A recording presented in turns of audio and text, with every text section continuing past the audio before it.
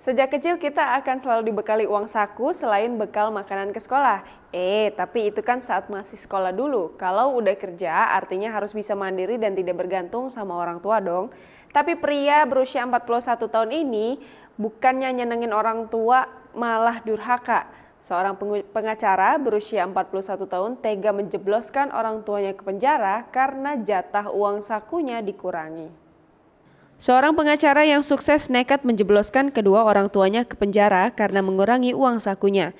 Dilansir sosok.id dari Auditi Sentral, pria 41 tahun yang tak disebutkan namanya itu nekat membawa kedua orang tuanya yang tajir ke pengadilan. Pria dari London, Inggris itu mengklaim bahwa orang tuanya selalu memberi uang saku kepadanya selama 20 tahun terakhir.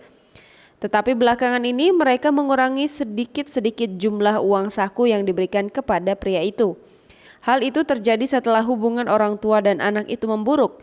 Pria itu ingin hakim memutuskan bahwa orang tuanya harus terus memberi uang saku kepadanya seumur hidup. Pengacara pria itu mengutip undang-undang yang berkaitan dengan pernikahan dan anak dalam sidang pengadilan keluarga itu.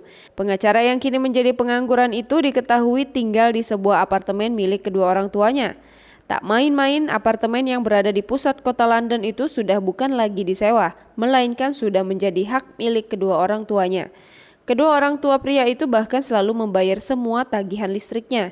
Namun, hal itu nampaknya masih belum cukup juga bagi pria itu. Mereka mengklaim bahwa laporan kasus putranya harus segera dibatalkan. Kasus ini sendiri bukan yang pertama kalinya terjadi.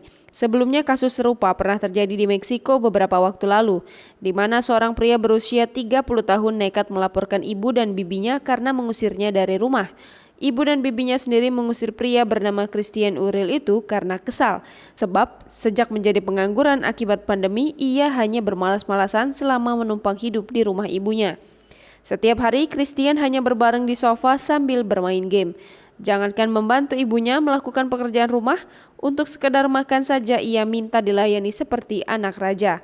Karena itulah ibunya mengusir.